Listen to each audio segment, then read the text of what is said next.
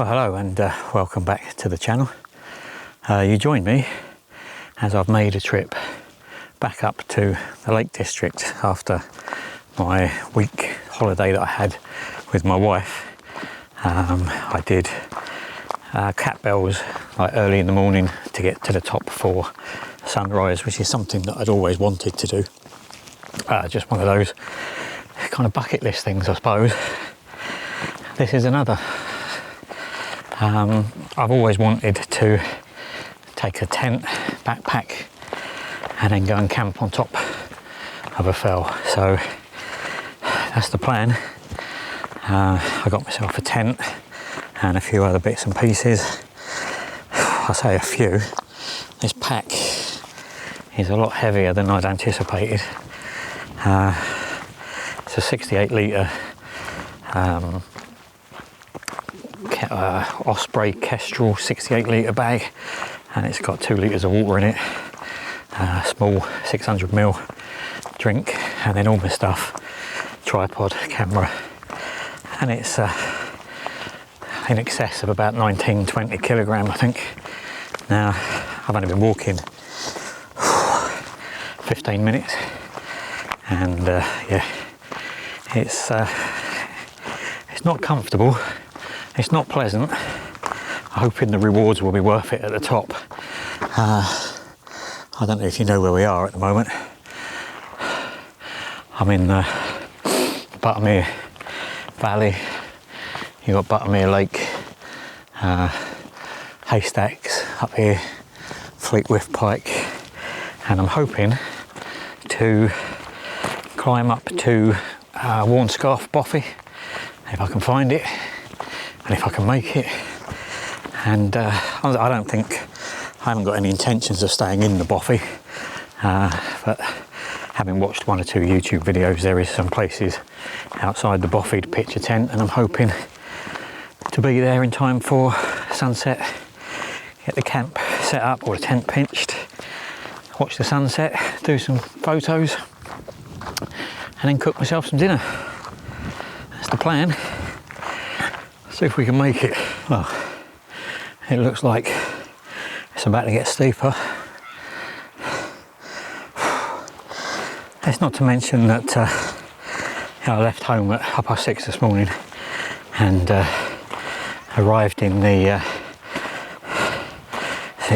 Gatescarf car park, the Gatescarf farm car park, at about 3:30. Had a couple of stops. So yeah, it's already been a long day without this, but no pain and all that.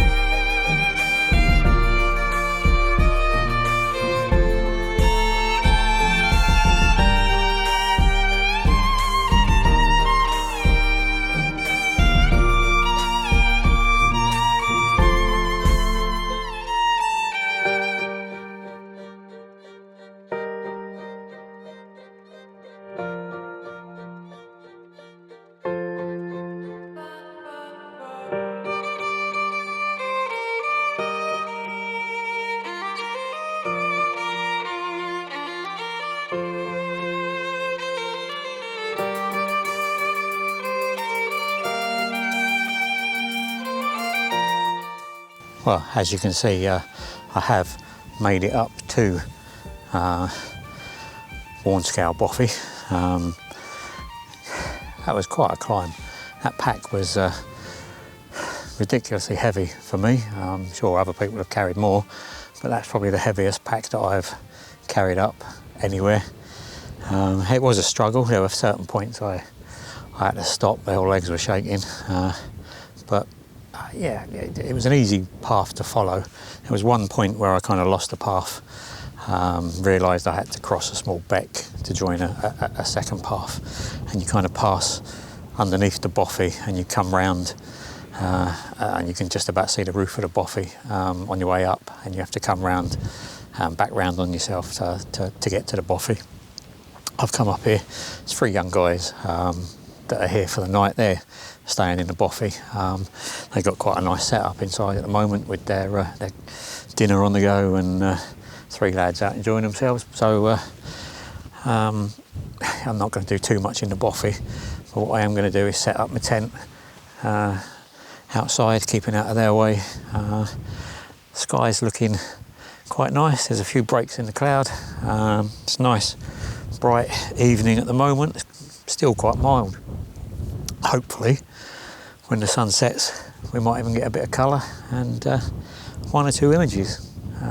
Photography really is kind of secondary. This is just one of them things again that is a bit of a bucket list thing for me.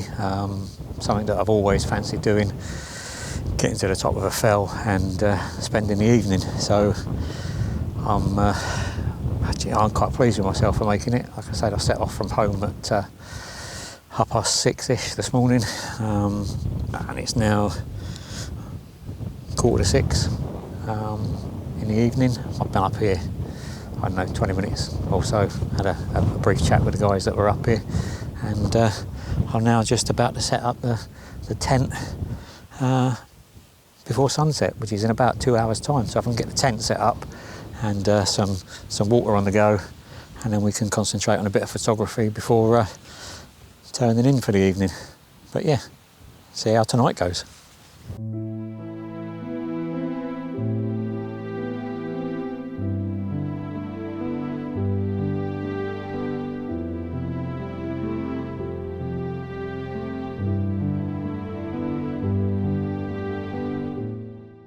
Right, you have to excuse the wind noise. It is quite blowy up here. Should be a good test for the tent, if nothing else.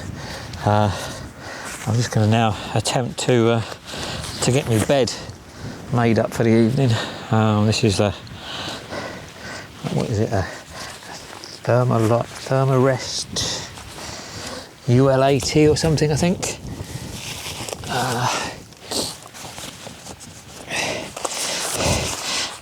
Quite a big inflatable mat, and what I've done is I've also purchased one of these. It doubles as a dry bag, but it's actually an inflatable device for this mattress.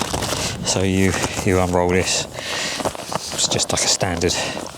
That's it, a Trekology UL80, I think this is, and this is a 30-litre dry bag, which also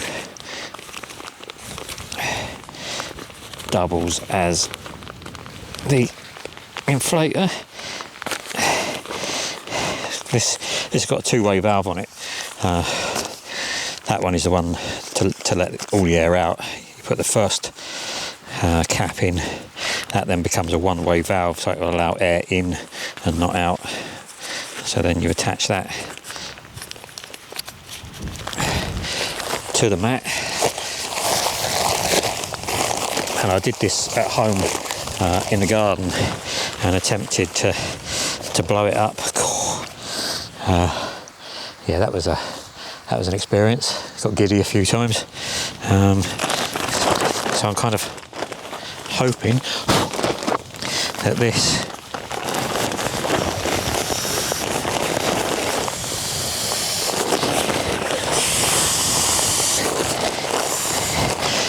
speeds up the process.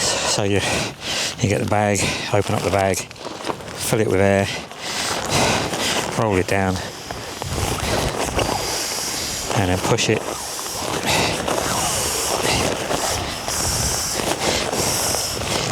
into your bag.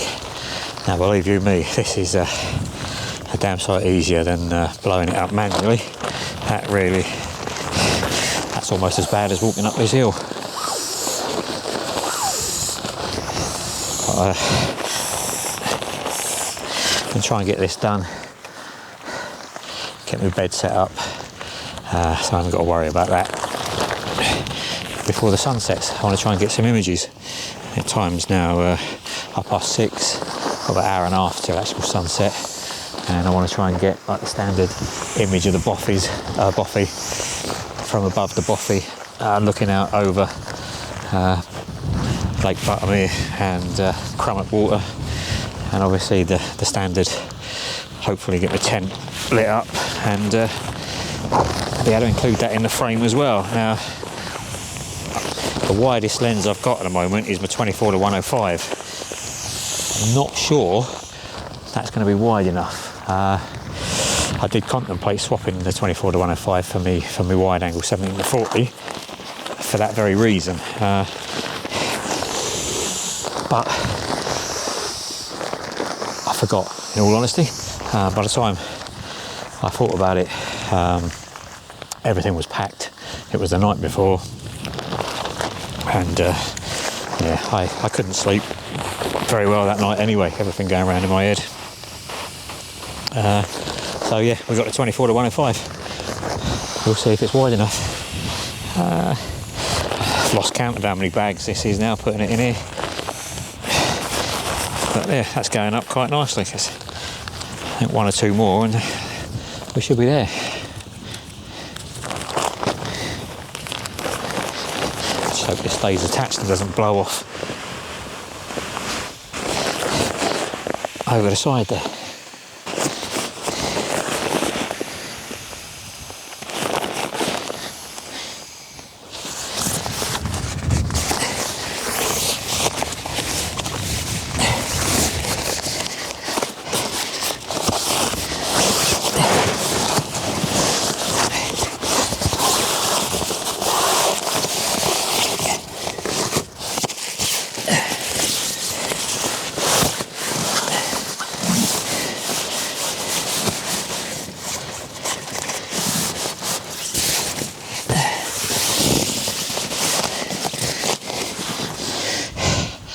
Tight fit, but it does go. Right, then we have a sleeping bag and the pillow. Now, I've actually got it all in this compression bag. I know the sleeping bag is in its own compression sack, but the pillow, I've tried one pillow which was an inflatable one, and I just could not get on with an inflatable pillow. Didn't like it at all. Tried it one night, hated it. It's just like trying to sleep on a balloon. So I purchased another one, which is I can't remember the name of it now, or the make of it. If I remember, I'll tell you. If not, I'll stick it on the screen.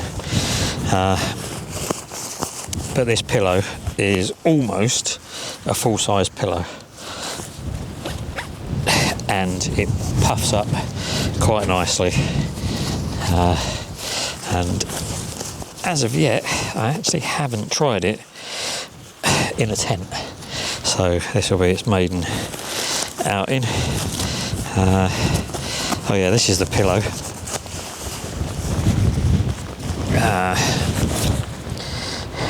It all kind of rolls up into its own little pouch, and you unroll it like this, turn the pocket back out again, do up the little fastener, give it a bit of a shake, and that will plump up quite nicely. Apparently it takes 10 or 15 minutes and it will come back up the full size again and be quite nice.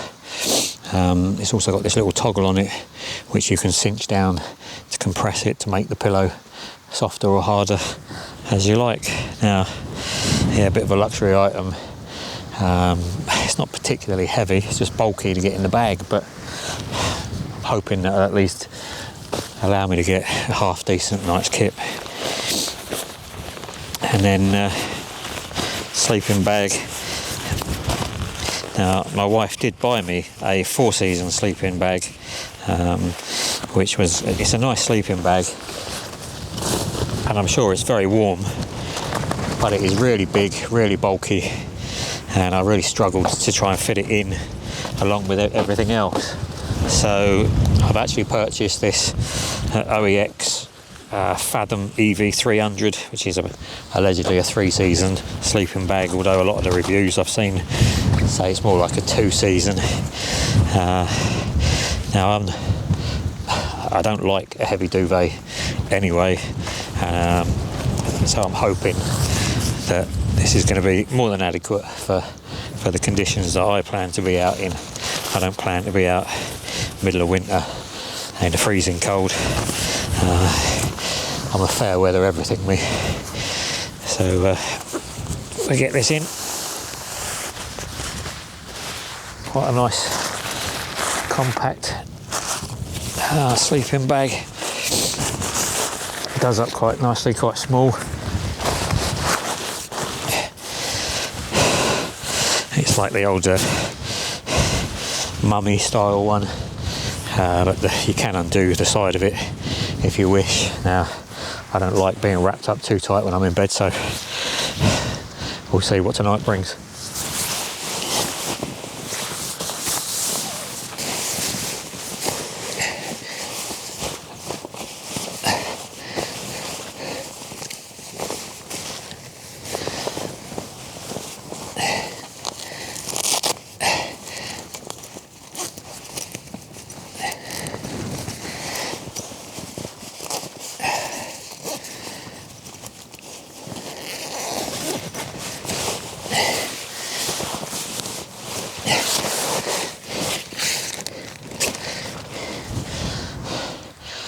Right, I think we are almost there. The only other thing that I've got is cooking stove. This is a poor man's jet boil, made by Highlander. Does exactly the same thing. Much cheaper. But I actually like this nice big 1 litre, I think it is, mug boiling pot. Comes with your self-ignition. Just whack that on, fill it up, little gas canister stand, and away you go. We have got some boil in the bag delights for this evening, so we'll have a look at that a bit later on when we're getting a bit peckish.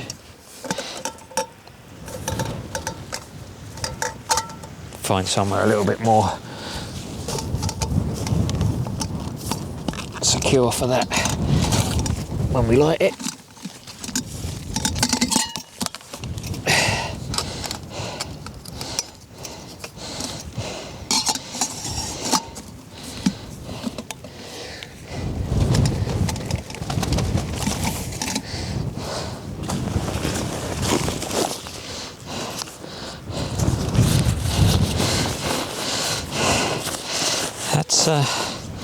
That's me in.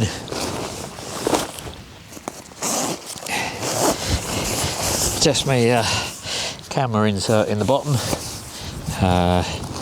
Peak Design, small carry case. Got a cloth blower. I bought my 70 to 200. The adapter ring, the EOS R, and 24 to 105. So we'll see what tonight brings. Hello, mate. Bothy full. It's bothy full. There's 3 guys in there, yeah. Yeah. Well, we have now managed to get the tent set up. It's a little bit more tricky on top of a fell when it's windy and everything's trying to blow off the top of the fell. But I'm actually up above the quarry now. And you can see the tent down there as well, all set up. I've taken 1 shot so far, and I've learnt my lesson with filters and sunsets shooting directly into the sun. Although we're not directly into the sun, I've actually decided to bracket this rather than use like a 3-stop soft grad, especially in this scenario where you've got like the mountains either side, so the graduated filter would eat in to the side of these mountains and darken them down. But just by bracketing, I should be able to use the sky from one if need be. But 9 times out of 10, I'm pretty sure that I could pull the information from one raw file, even though it might look like you can't. You do tend to be able to pull a lot more detail out of the raw file than you would imagine. But to be safe, I have bracketed. I think I'm just going to wait around now for the light. Hopefully we'll get some light. It's a little bit cloudy. There are breaks in the cloud, a little bit murky. But yeah, I just thought I'd come up here. The 24mm looks to be plenty wide enough, so I'm glad I never swapped that out. So I think what I'm going to do now is, while I'm waiting for the light, is pop back down to the tent, get some water, get that on the boil, get myself a cup of coffee, and make sure I've got enough water ready for dinner a bit later on. But yeah, can't believe I made it. I just measured out 1 cup full of water, and I'm just boiling enough for 1 cup, just to make myself a cappuccino. Steam coming out the top, could quite possibly be done. Right, we've got a dry bag for the food, and in my dry bag I've got a spare gas canister and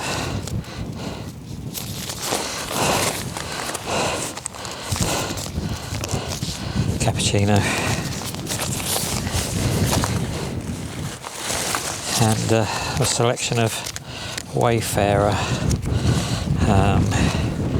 We got chicken tikka and rice for dinner, followed by a chocolate brownie, and then an all-day breakfast for the morning. If I can go and find enough water.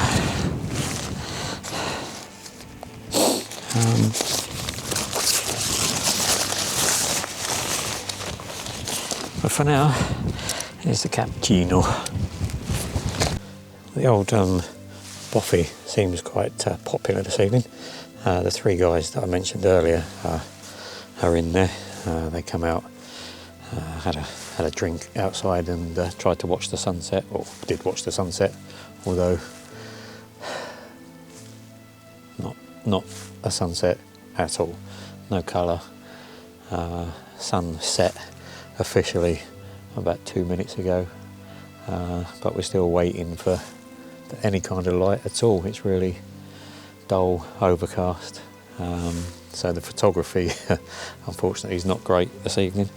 But yeah, while I was setting up the bed, apart from the 3 guys that are in the Bothy, there was another 2 come along hoping to use the Bothy this evening, but I think 5 in total might be a bit too much of a squeeze for that little Bothy. So they headed back off round to Dubs, where they reckoned there was only 1 other person in there, so they were hoping to get in there this evening. I'm hoping the wind appears to have died down slightly. It did get quite gusty about 20 minutes ago. I thought I was going to be in for a real restless night, but we shall see. Photography is not great, but it's not all about the photography. It's quite an experience coming up here, lugging that lot up, setting up tent. I've learnt a few things already, what I should have done that I haven't done. Yeah, I bought 2 litres of drinking water in the bladder and a bottle of like Lucozade. I drank the Lucozade on the way up, and a bit of the water. Now there's not really an awful lot of water there for drinking on the way back down again, and for boiling the bag stuff. Now, because I got here and rushed around setting up, the water source is a little way from where I am, so to go over and collect water and bring it back for you know, the boil in the bag stuff it's a bit of a mission really. So I'm just rationing the water for the moment. I'll maybe have dinner, see what I've got left afterwards. Maybe skip breakfast and just use the water back down again and grab something to eat when I'm down the bottom. You know, I'm not out in the middle of nowhere. It's just going to take me a little while to get back down again. But yeah, just waiting for something to happen, some light, something, but nothing, unfortunately. I was waiting for an opportunity to put a light in the tent, maybe light the tent up, but we shall see what happens.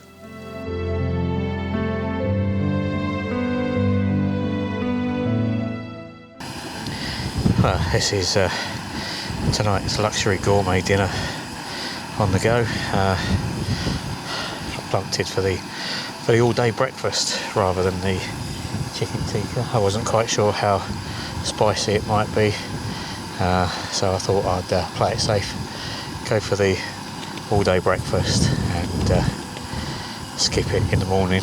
I've got loads of snacks to have on the way back down again, conserve a bit of water. We'll see what this tastes like in a bit.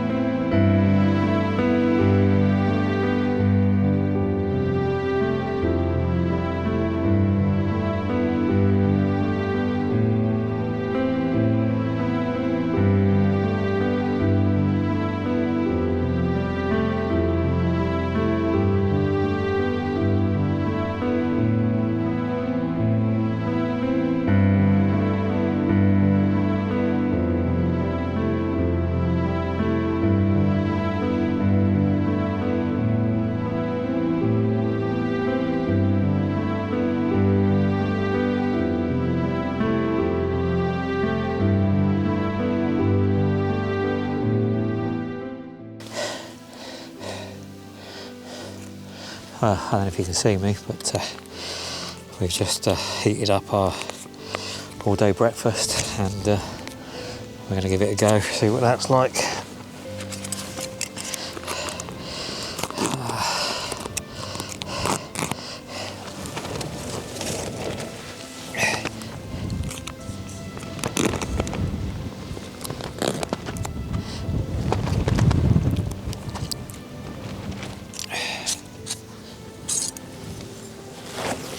Well, it doesn't look too bad. Just got the old beans and bacon and sausage in here.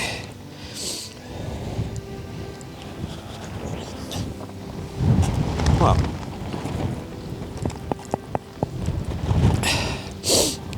it's edible, you know, so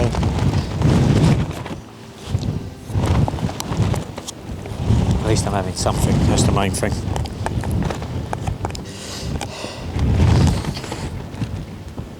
I've got a bit of water left. Might reboil that and make myself a cuppa and turn in for the night. Now, I know you can't see me, but photography wise it's been really disappointing, but it's been a real experience for me. I really enjoyed it, as much as it was hard work getting up here, but being up here and just being outdoors, not having to worry about getting home, sleeping in a tent, yet to see how that pans out. But yeah, it's going to be a very short vlog, although it's taken me a very long time to do it. But thanks very much for watching. I hope you enjoyed watching the vlog and one or two of the images. If you did, give us a thumbs up, give us a like, consider subscribing, and until next time, take care. See you soon. Cheers then.